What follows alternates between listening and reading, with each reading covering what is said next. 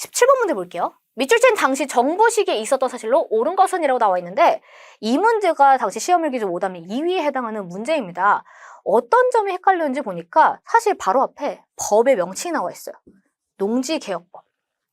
이것에 따라 발급된 상환 증서라고 하면서 이 증서에는 농지를 분배받은 농민의 이름과 분배 농지의 면적, 상환액, 상환기간 등이 기입되어 있다라고 하면서 당시 정부가 이 농지개혁법이 시행했다라는 점을 상세하게 설명을 하고 있습니다.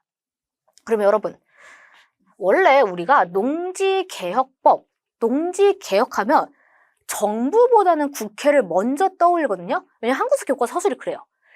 최초의 국회, 이 국회에서 농지개혁과 반민특위 활동을 실시했다라는 내용으로 제시를 하고 있어요. 우선 우리는 총선거로 제헌국회 만들어진 게 알죠? 이 제헌국회에서 실시했던 활동 중에 하나가 농지개혁법인데 제헌국회 만들어지고 나서 바로 대통령 선거했죠? 그래서 만들어진 정부 뭡니까? 이승만 정부입니다. 그래서 헷갈리시면 안 되는 게 여기서 물어보고 있는 내용은 제헌국회에 대한 내용이 아니라 당시 정부였던 이승만 정부 시기에 있었던 사실을 물어보고 있는 거예요. 이승만 정부가 1948년부터 1960년까지 있었던 정부입니다. 첫 번째 정부고요. 그래서 이 시기 때의 사실을 여러분들이 선지에서 골라주시면 되는데 1번에 6.25 전쟁 나오죠. 자, 생각해보세요. 6.25 전쟁 어느 정부 시기예요? 이승만 정부 시기죠. 북한에서는 김일성이 정권을 잡고 있었던 시기입니다. 그래서 1번이 바로 답이고 2번에 만민공동회가 개최되었다라고 나와 있거든요. 여러분 만민공동회 누가 개최합니까? 독립협회죠. 이때 고종 집권기예요. 그러니까 당연히 답이 될 수 없고 3번에 조선 형평사 조직이 나옵니다. 형평사는 형평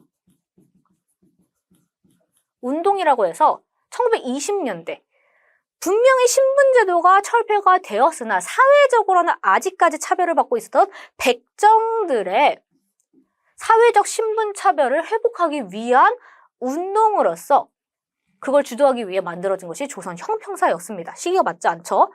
그리고 4번에 국채보상운동 역시 이제 대한제국 시기인데 이 국채보상운동은 주로 이제 대한, 매일, 신보 등 신분사의 지원을 받아서 나라빚을 갚자는 취지 하에서 일어나는 운동이었습니다.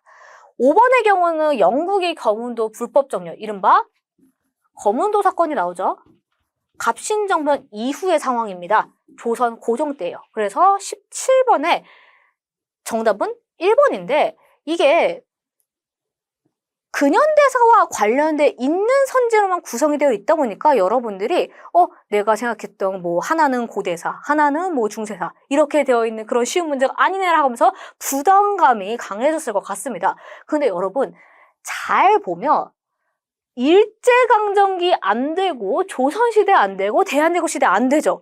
그러면 현대사와 관련된 최소한 이승만 정부 이후와 관련된 내용은 1번밖에 없습니다. 여기서 더 어려워지려면 1번부터 5번까지 선지가 죄다 이제 이승만 정부나 박정희 정부나 뭐 노태우 정부나 등등의 내용이 나왔어야겠죠. 그 정도까지는 아니기 때문에 이 부분 공부만 제대로 했었어도 충분히 풀 수 있는 문제였다. 다만 주의하실 점이 6.25 전쟁의 경우는 단독 문제로 많이 나오거든요. 그래서 6.25 전쟁의 전개 과정 있죠. 예를 들어 왜 에치슨 선언이 있었다. 그리고 북한의 남침으로 일어났다. 인천 상륙작전 실시했다. 뭐 흥남철수가 일어났다.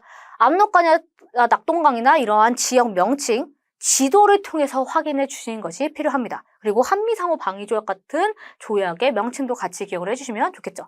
이승만 정부가 워낙 그 시기가 길기 때문에 이때 했던 것들이 많아요. 거기다가 이승만 정부가 끝난 결정적인 기회가 되었다. 우리 민주화운동 가장 잘 나오는 뭐 있습니까? 4.19 혁명 있죠? 그것 역시 시험 문제로 잘 나올 수 있기 때문에 꼭 기억을 해주시면서 이승만 정부는 복습을 따로 이렇게 교과서 한 페이지나 아니면 뭐 노트에다가 정리를 해주시는 게 필요할 것 같습니다.